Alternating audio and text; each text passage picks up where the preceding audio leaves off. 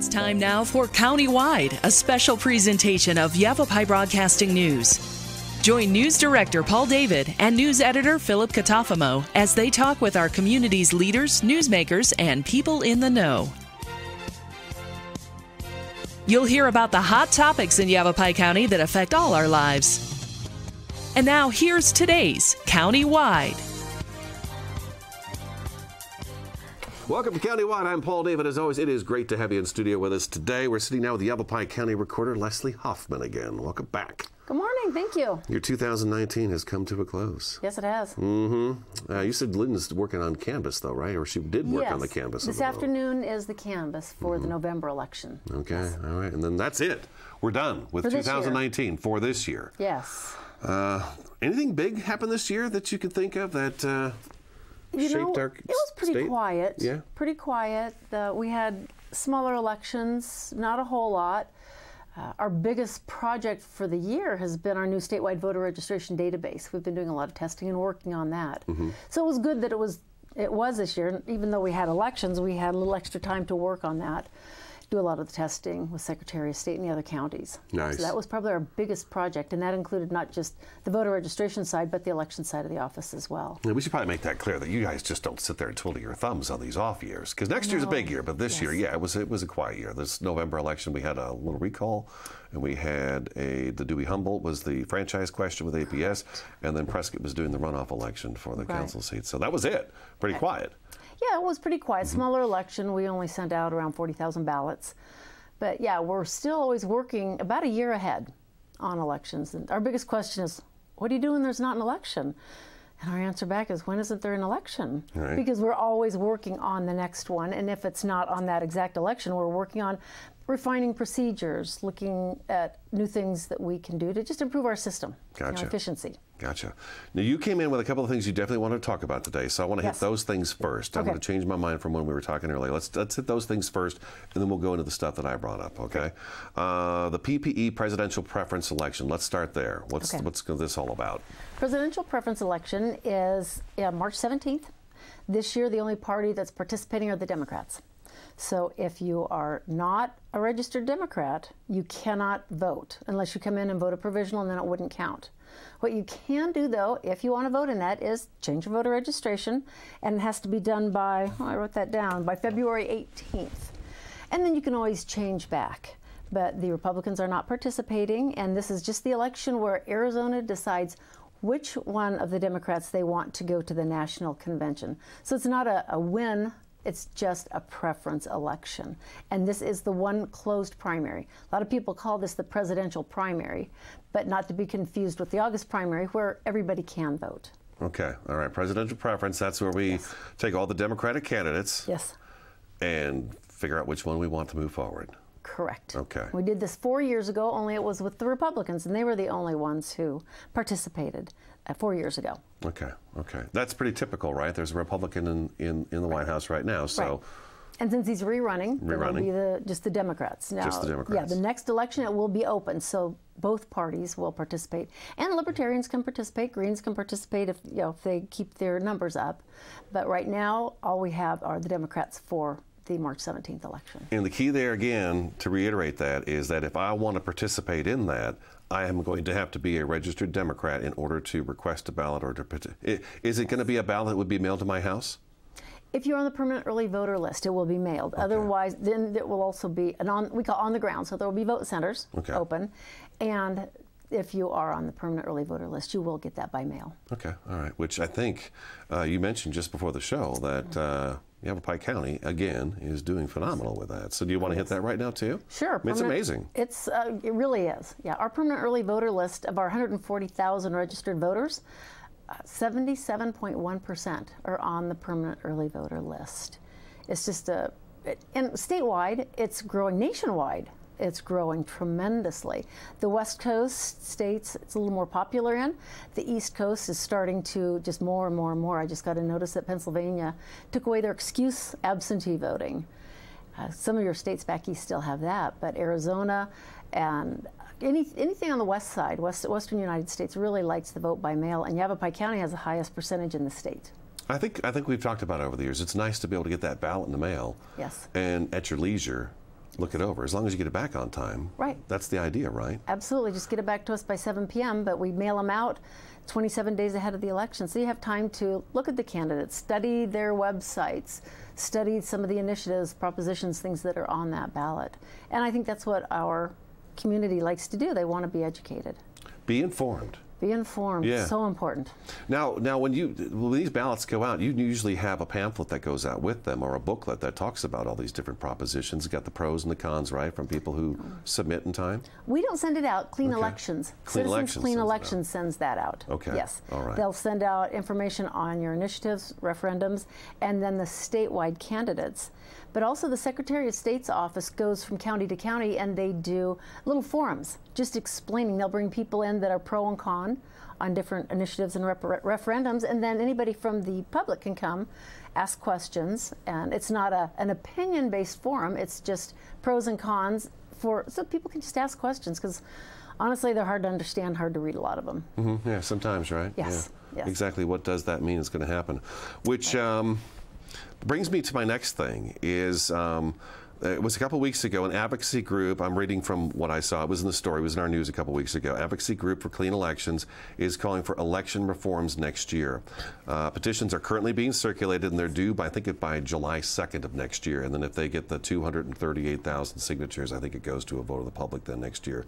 But a couple of the changes on there was automatic voter registration. Can you explain what that would be? The way the bill is written now, it's in with the Legislative Council and staff. They go through it, check for the wording on it, make sure that it can be implemented. The way that it's written right now is if you were to get a new driver's license or update your driver's license, that information automatically comes to us, and then you would be basically registered only in a suspense status. Okay. And then we would have to send a letter to everybody who, for the most part, touches voter registration, saying you are registered in suspense. Do you want to be active? That there's a lot of issues around that. I understand why they're doing it, but there's a lot of things that would need to be cleansed in that for it to work well. We've almost got that now, because you have an opt-out option when you go to motor vehicle. That will be one of the options with their new system that comes out in December. But they've been working on this for quite a while, and they came and spoke with us, and we talk about what does work, what doesn't work, and a lot of people don't realize what happens in our office when it gets to us, what that means to the voters, not just our office, but to the voters. Okay. So we'll see where it goes. Okay. But there's other parts of that bill that are fantastic as well. That might be something for me to get somebody in here to do a show a little bit more and kind of clarify a little bit too. Probably, yes. Yeah. There's only so much Leslie can say about anything. She can't voice her opinion on anything, so we want to make that really clear too. I just want the information. Expanding polling hours and keeping in-person early voting sites open up to the day before Election Day. Yes. Okay. Fantastic. What does that mean? That means that right now we have to stop early voting Friday at 5 p.m. before the election. Okay. That law was written years ago when we had the paper rosters. And we had to update those paper rosters so that Tuesday morning they were current. We could be sure that everybody that had already voted was taken off of those rolls, and so when they went in, they couldn't second vote. Well, now we have e-poll books. Almost all the counties have them. We have one that doesn't, but they are looking into getting the e-poll books. So that's, with technology, it's real time.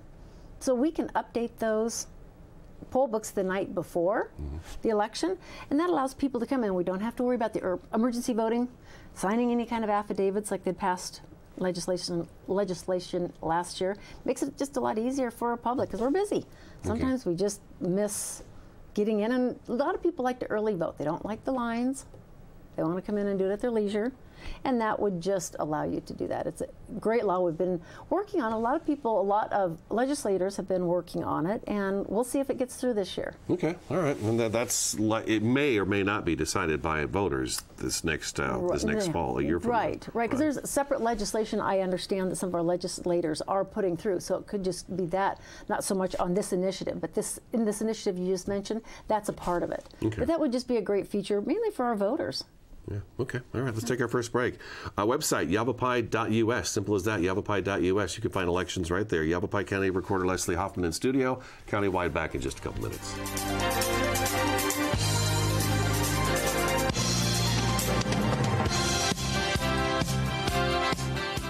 Northern Arizona Thermal Imaging uses a state-of-the-art medical digital camera to take a picture and create a map of the body's infrared patterns, later interpreted by an MD specially trained in reading thermography. Northern Arizona Thermal Imaging is the leading medical imaging and proactive healthcare, detecting early danger signs years before other tools, finding early breast disease up to 8 years before mammography may detect it. Schedule a scan with Carol today. Northern Arizona Thermal Imaging. Say yes to thermography. From inspiration to installation. If you need help with your decorating plan, call the pros at the picture window. We are your #1 source for top quality blinds, shades, shutters, and flooring. We've been in business here for 41 years, and our delightful sales staff has decades of experience. We're the locally awarded Best of the Best in both Sedona and the Verde Valley. Don't pass up a free estimate on your project. Call the picture window now. This is Bruce Morrow, Transportation Manager for Cottonwood Area Transit. Remember, we cover the entire Verde Valley and Sedona. Cottonwood Area Transit has you covered wherever you want to ride in the Verde Valley, all day, every day. Take Cottonwood Area Transit through Clarkdale, Verde Village, and from 26 locations in Cottonwood. With Verde Links, it's a quick and easy trip to Sedona every day.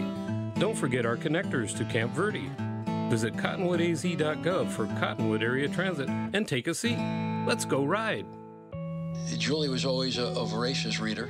She'd carry 2 novels on an airplane because she'd read one on a 3-4 hour ride. And at some point, I began to notice that she would read a page and couldn't remember what she had just read, and she'd have to go back and read it again. I don't remember much these days after I read, but less does for me, and I love it.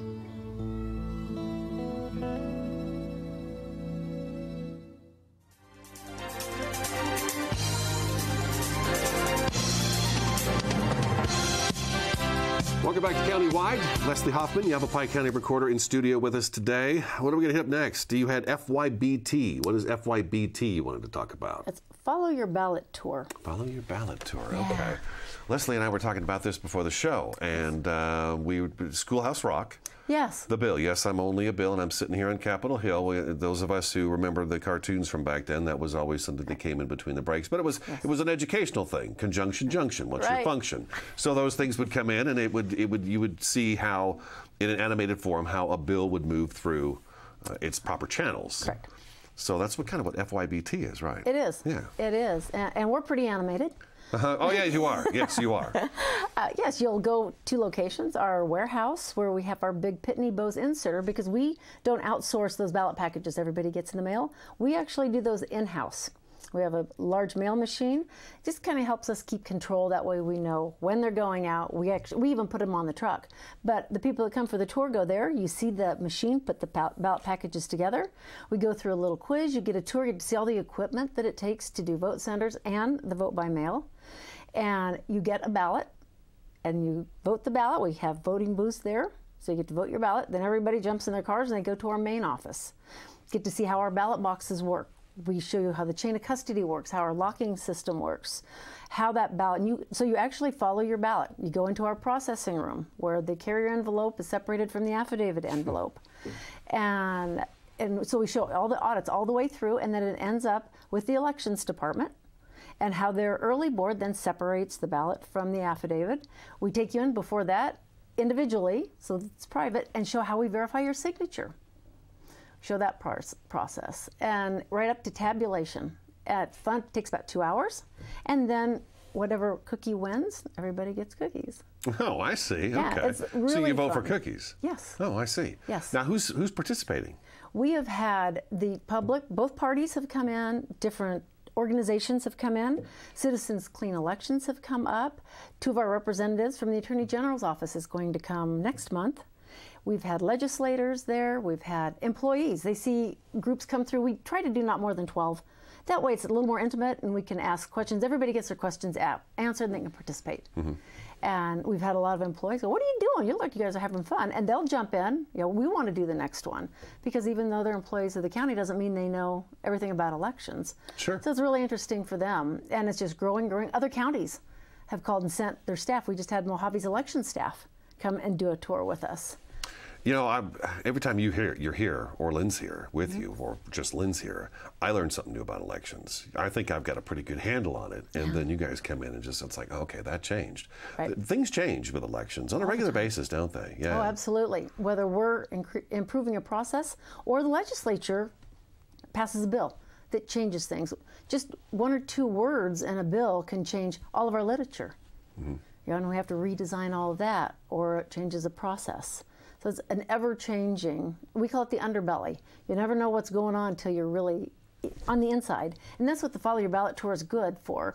Most of the people that go, I had no idea how many just audits you do from point A to point Z. It's just tremendous. You mentioned in the talk there about the FYBT. What does that stand for again? Follow Your Ballot Tour. Follow Your Ballot Tour. That you show folks how you take, like, my signature on the ballot, and then make sure that that signature is correct.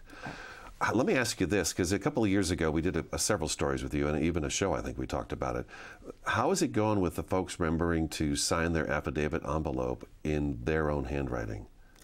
You know, it's really pretty good. And we are taught, we take our forensic handwriting analysis classes every other year, so that we're looking for certain characteristics. And then just talking about new procedures, most everybody has cell phones now, which we've asked, please provide those. And if you don't want it listed on the regular list, it can be an unlisted number, but if your signature does change or you forget to sign, we've got a text system now that's been fantastic. And a lot of people just forget to sign their envelope. They get in a hurry.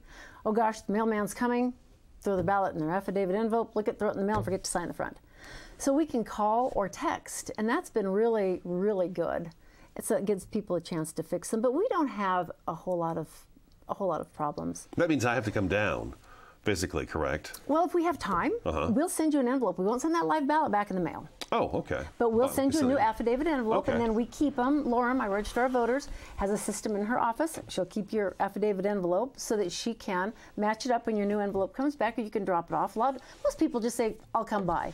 You know, we're a small area here, and of course we've got our office here in Cottonwood and one in Prescott. Sure. So they'll come by. But if we have time, we'll just mail you a new envelope to send back. Okay. We've got a couple of minutes before we have to take another break, so let's try to hit a couple more things here. Vote centers instead of polling places. We do have vote centers are still going to be in place next year, not polling places. So if you're a registered voter within Yavapai County, you can vote at any vote center in the county. So if I live in Cottonwood but work in Sedona, vice versa, as long as there's a vote center open, I can go in there and cast my vote. I don't have to go to a specific location to do it. Correct. Okay. But be aware that Sedona is half Coconino and half Yavapai County. Yeah. So if you're there, be sure that, see the sign says vote here? You're in the right county. Right. I think it's the Y in Sedona. What used to be the Y in Sedona is where that changes. Yeah. Also, it saves Yavapai County a ton of money, which means it saves us money, the taxpayers' money, if we, and give me a quick answer on this, if we take our ballot and we drop it into the drop box, the special election drop boxes, instead of mailing it back. 60 cents a ballot. 60 cents a ballot. So that's how much it saves. And you think, how many did you say? 40,000 went out this last time? We saved $30,000 in 18 from just our drop box usage. $30,000. Yes. All right, let's take a break. Yavapai.us is the website for all of Yavapai County stuff. Yavapai County Recorder Leslie Hoffman in studio. Countywide back in just a couple minutes.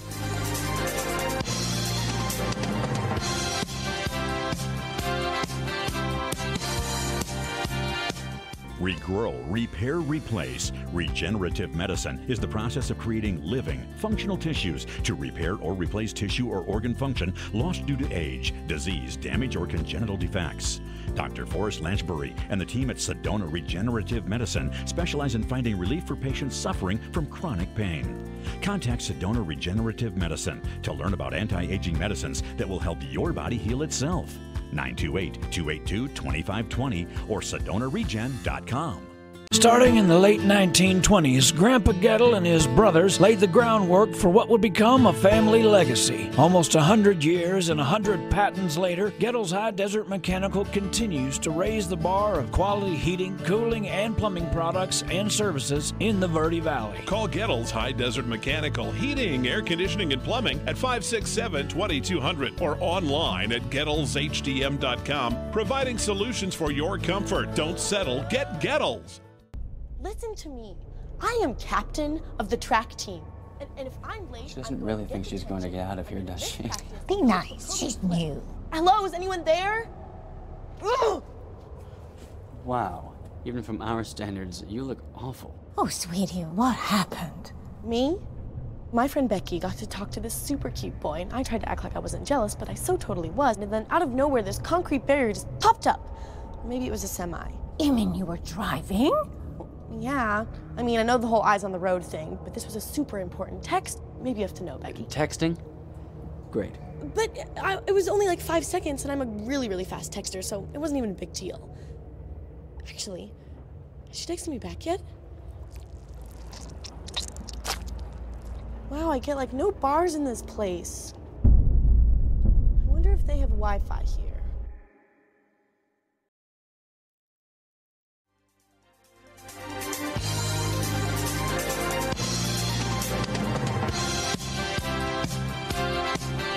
Welcome back to Countywide. We've got just a couple minutes left with Leslie Hoffman, the Yavapai County Recorder. First and foremost, our sheriff, Scott Masher, announced that he is not going to run again. I'm pretty sad. The young man is, you're right, the young man is going to be done, 35 years, law enforcement. We've got a couple of big things coming up next year. Legalization of recreational marijuana may or may not be on the ballot by next fall. That's being signed. And then, of course, who's going to be our next Yavapai County Sheriff? That's going to be kind of interesting. Are you going to stick around and be our Yavapai County Recorder? I am. Okay. I am. I have pulled a packet. I've just started getting signatures. How many do you have to have? So the final numbers aren't out yet, but it will be in the neighborhood of 250. You need 250 signatures in order to be on the ballot. Yeah. That's what you need. Right. How many do you have? Oh, I just started yesterday. Oh, actually. You just started. I just started, yes. And is that hard to do? Yeah, yes and no. I go to a lot of different organizations where I can get the signatures. The big thing is to go to, instead of trying to go door to door, is going to luncheons and going to speaking, public groups, speaking with them and getting 250 signatures. signatures, not too many, right? No, I try to get about 400. Oh, I see. Yeah, just you always in want to case. get more because people forget that they signed. Well, I'll just sign it again. Or they don't realize that they are of the wrong party, or their address is different. They never updated their voter registration rolls. Something that I want to remind everybody. Yes, okay, you know all that stuff, right? Yeah, and people always ask me, will I sign their petitions? But that's part of my job is checking signatures, so I can't sign people's petitions. Oh, really? No, I can, but I don't think that is right. Because I am the one, if there's a challenge, I have to check those signatures. My staff does, and if it's a lot of signatures to be checked, then I check them too. I'm in the trenches with everybody else. So for me to sign, I don't feel that's right. Okay. So that's my personal choice. All right, we got about a minute and a half left. Security, fraud alert. You mentioned this before the show. Yes. What's that all about? Well, we've two different things. We've been working with the ACTIC team, the Arizona Counterterrorism Investigative Center, a lot. It's a combination of all of your law enforcement from DHS to local.